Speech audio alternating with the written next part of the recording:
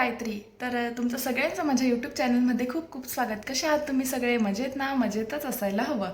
तर आता सकाळचे 8 वाजलेले आहे. तर मी लवकर म्हणजे 7-1 वाजेला उठली. त्यानंतर माझं घरातलं काय काम होते थोडेफार ते केले. आज यांचं ऑफिस घरूनच आहे, म्हणजे आज फ्रायडे आहे, तर यांचं घरून ऑफिस आहे. तर त्यांचं काही ऑफिसचा डबा वगैरे नव्हता. म्हटलं लेटच स्वयंपाक वगैरे आहे, तर घरातले काही कामं झालेली आहे. म्हटलं काही कामे तुमच्यासोबत पण शेअर करू. माझं सकाळचं रुटीन वगैरे कसं असतं ते सगळं तुमच्यासोबत शेअर करणार आहे. तर व्हिडिओ पूर्ण बघा आणि सबस्क्राईब करायला विसरू नका. तर काही कामं माझी झाली आहे. काही कामं मी रात्रीच क्लिनिंग वगैरे छान असं करून ठेवते, म्हणून जास्त सकाळी काही जास्त नसतं, फक्त घर वगैरे झाडायचं असतं. तर ते माझं झाडून झालेलं आहे. पुढे आता मला देवपूजा करायची आहे, तर तीच आपण बघूया.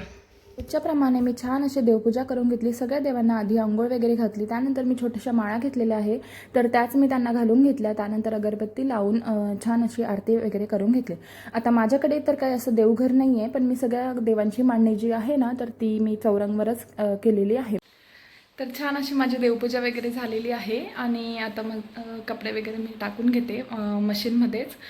वॉशिंग मशीनमध्ये मी कपडे वगैरे टाकून घेते. आणि त्यानंतर मी आज नाश्ता तर काही बनवणार नाही आहे, कारण की आज डायरेक्टली जेवण बनवायचं आहे, लवकर जेवण बनवायचं आहे, कारण की दुपारून मला थोडीशी वेगळी कामं आहे, म्हणून म्हटलं की डायरेक्टली जेवणच बनवून घेऊ. तर आज मी जेवणामध्ये असं काहीतरी बनवणार आहे जे यांचं फेवरेट आहे. म्हणजे मला काल सांगत होते हे की 2-3 वर्ष झाली मी ही भाजीच खाल्ली नाही आहे, माझी मम्मीच छान बनवते, असं तसं त्यांचं चालू होतं. आता त्यांची मम्मी तर काही इथं नाही आहे, त्या आहे गावाला. तर म्हटलं तुम्हाला आजच ती भाजी खायची आहे, तर मग मी तुम्हाला बनवून दाखवते. आता ती मला तर काही रेसिपी येत नाही, पण म्हटलं की मम्मींना विचारू, नाही तर मग मी यूट्यूबला वगैरे बघते आणि तिथून मग मी ती भाजी तशी बनवते.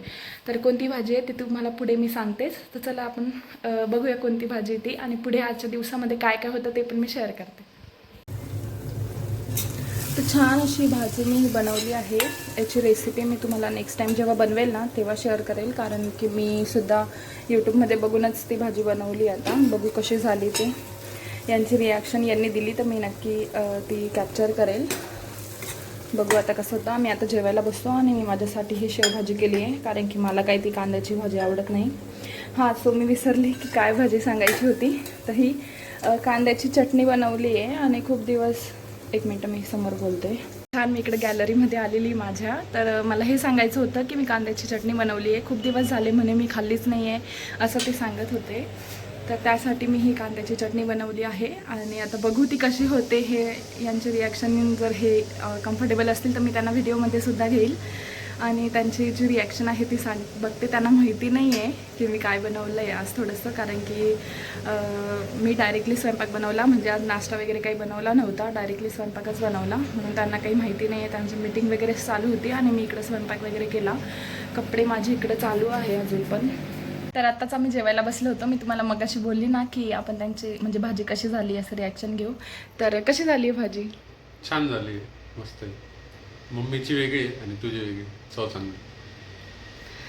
तर ही भाजी काही मला येत नव्हती, मी यूट्यूबवरून बघितली आणि बनवली. आता नेक्स्ट टाईम जेव्हा बनवेल ना तेव्हा पहिले मम्मीला विचारून घेईल की ते कसं बनवतात, किंवा नेक्स्ट टाईम जेव्हा पण आम्ही घरी जाऊ तर पहिले मी त्यांना म्हणजे तेच सांगतील की ती भाजी बनव असं. त्यांना ती टेस्ट बघायची. 2-3 वर्ष झाली त्यांनी ती खाल्ली नाही असं ते म्हणताय. 10-12.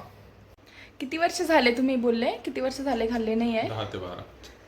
10 ते 12 वर्ष झाले. मम्मी तुम्ही जर हा ब्लॉग बघत असणार ना तर नक्कीच आता घरी आल्यावर यांना पहिले कांद्याची चटणी बनवून द्या, त्यांना ती खायची आहे खूप. चला तर आम्ही जेवण वगैरे करतो आणि पुढे काय काय होतं. लग्नाअगोदर ना पप्पा तर आपले हट्टे पुरवतातच, पण लग्नानंतर जो नवरा हट्ट पुरवतो ना तर खरंच ते सुखी लाईफ असं म्हणायचं. तर झालं असं की मला 4-5 दिवस झाले लावा केक खायचा होता. तर काही कारणांमुळे ते त्यांना जमत नव्हतं घेऊन यायला. तर मी आज त्यांना असंच सांगते, म्हणजे ह्या व्हिडिओमध्ये मी ते शेअर करते. तर मला लावा केक खायचं असं, आणि ते लगेच बोलले की चल आपण जाऊ असं खायला. तर म्हणजे रात्रीचे 11:30 वाजलेले होते. तिथं आम्ही दुकानात गेलो तर भरपूर प्रकारचे तिथं केक होते, केक जार वगैरे असं पेस्ट्री वगैरे भरपूर होते, पण मला लावा केकच खायचा होता. इथला हैदराबादचा खूप फेमस आहे, तर तो मला खूप आवडतो. तर तेच आम्ही खायला गेलो, पण तो तर मला काही भेटला नाही, तर आम्ही ड्रीम केक घेऊन घरी आलो. ब्लॉग आवडला असेल तर प्लीज लाईक, कमेंट, शेअर करा. चला पुन्हा भेटूया नेक्स्ट ब्लॉगमध्ये.